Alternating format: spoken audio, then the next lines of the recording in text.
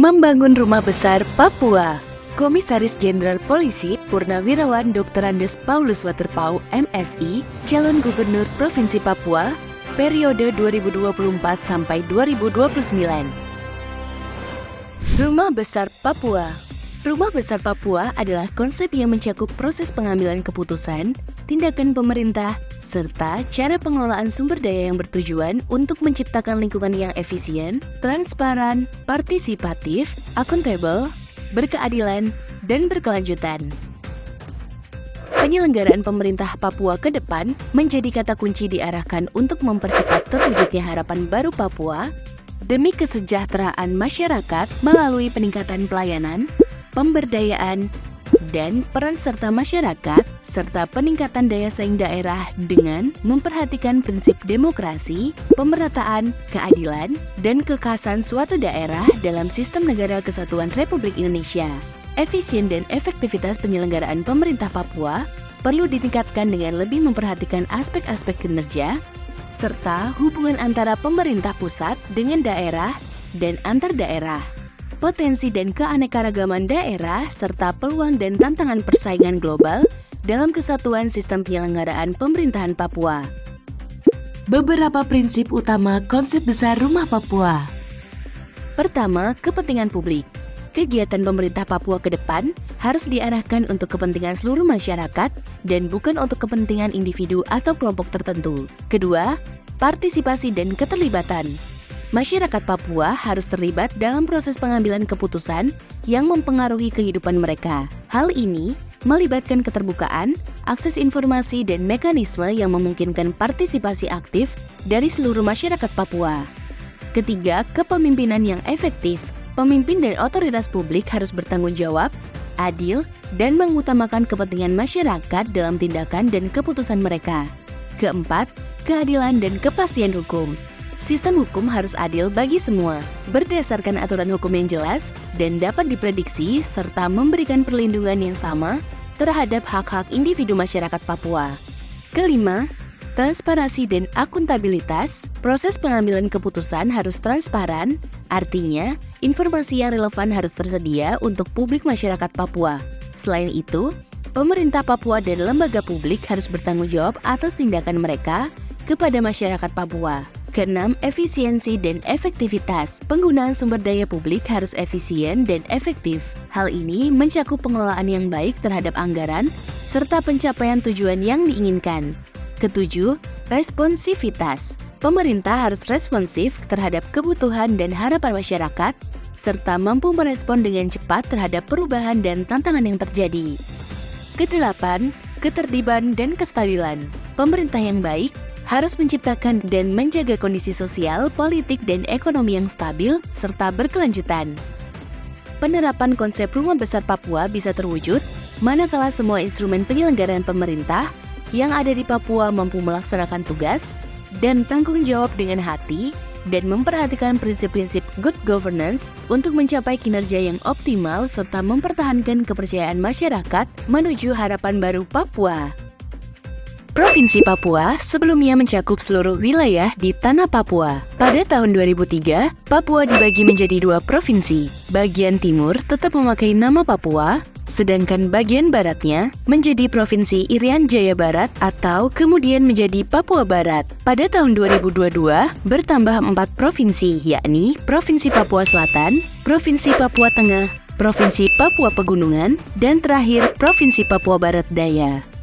Kini, Papua hanya terdiri dari 8 kabupaten, yaitu Kabupaten Supiori, Kabupaten Biak, Kabupaten Yapen, Kabupaten Waropen, Kabupaten Mamberamuraya, Kabupaten Sarmi, Kabupaten Jayapura, Kabupaten Keerom, dan 1 kota yang tersebar di 2 wilayah adat, yakni Tabi dan Saireri.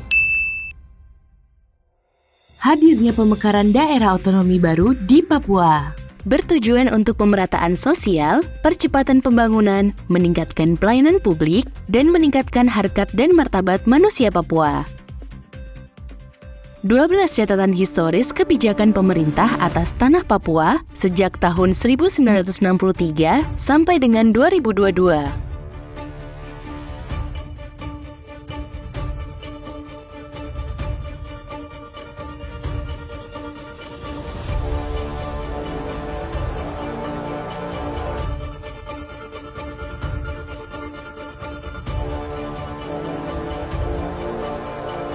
6 provinsi di Papua. Pertama, Papua. Kedua, Papua Barat. Ketiga, Papua Selatan.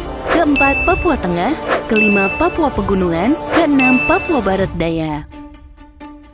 Kondisi pembangunan di Papua pasca pemekaran atau berdasarkan RPD Papua 2024 sampai 2026. Pertama, tingkat kemiskinan masih tinggi. Kedua, tingginya tingkat pengangguran.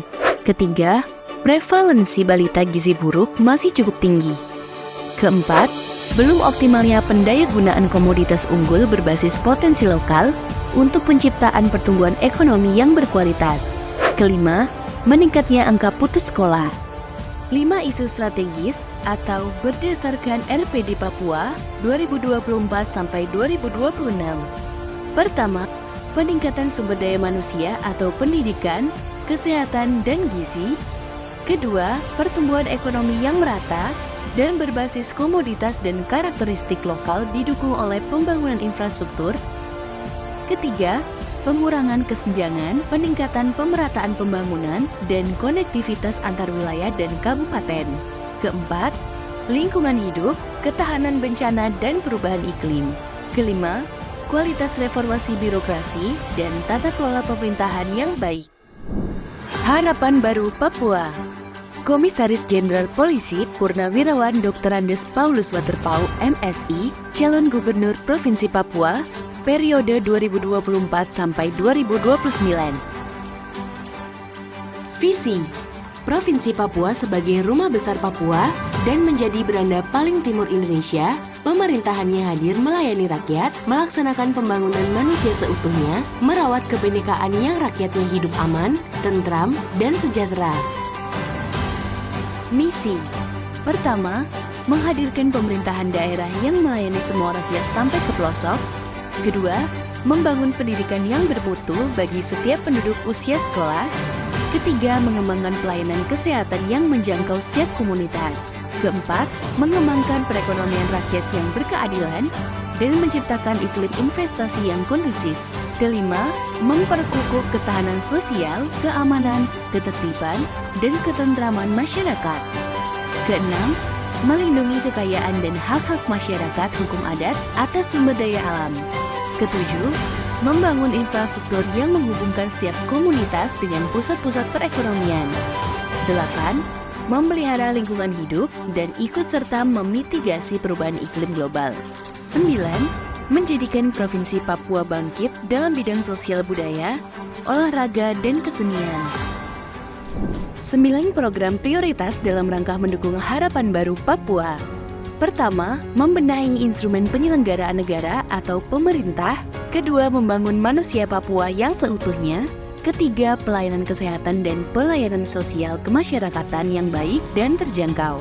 Keempat, tata kelola pemerintahan yang baik, bersih, dan berwibawa atau good governance and clean government. Kelima, percepatan pemerataan pembangunan infrastruktur dan konektivitas. Keenam, membangun ketahanan pangan dan perekonomian masyarakat atau membangun ekosistem perekonomian masyarakat.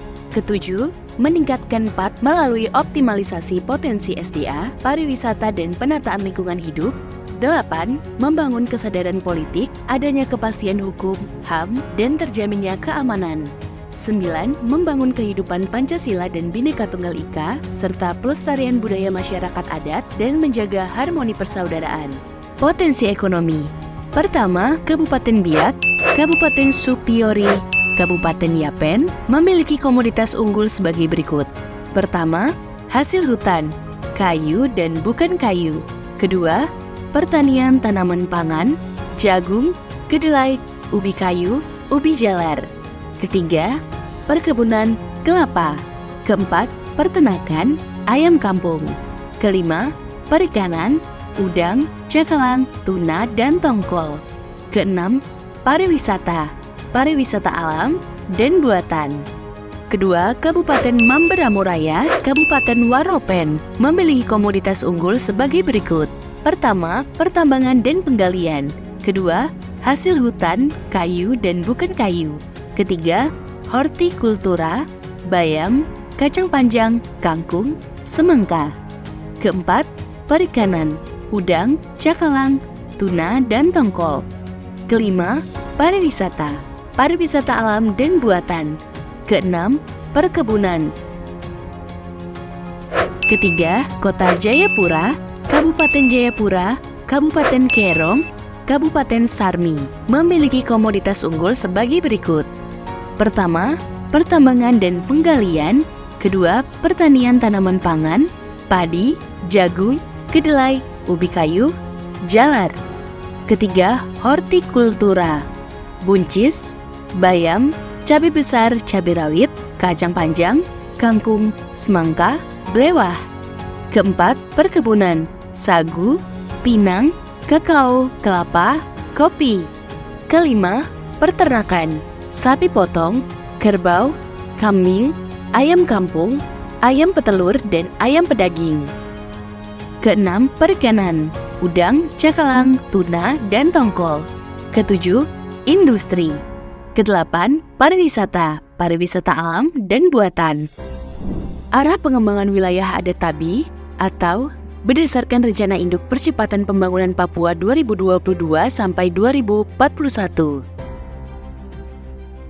Arah pengembangan wilayah adat Saireri berdasarkan Rencana Induk Percepatan Pembangunan Papua 2022 sampai 2041.